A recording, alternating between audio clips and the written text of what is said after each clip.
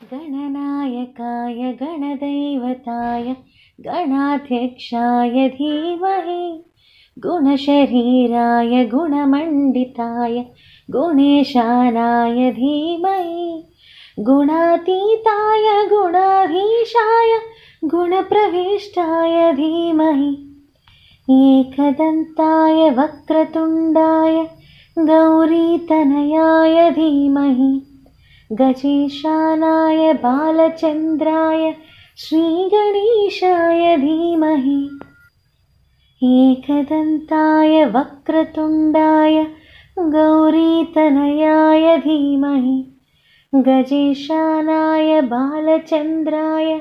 श्रीगणेशाय धीमहि गानचतुराय गानप्राणाय गानान्तरात्मने गानोत्सुकाय गानमत्ताय गानोत्सुकमनसे गुरुपूजिताय गुरुदैवताय गुरुकुलस्थायिने गुरुविक्रमाय गुह्यप्रवराय गुरवे गुणगुरवे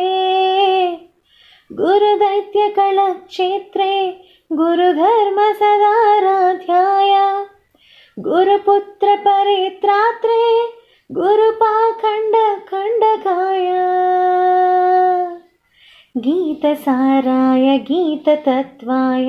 गीतगोत्राय धीमहि गूढगुल्फाय गन्धमत्ताय गोजयप्रदाय धीमहि गुणातीताय गुणाधीशाय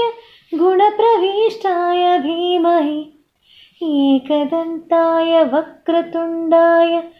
गौरीतनयाय धीमहि गजेशानाय बालचन्द्राय श्रीगणेशाय धीमहि।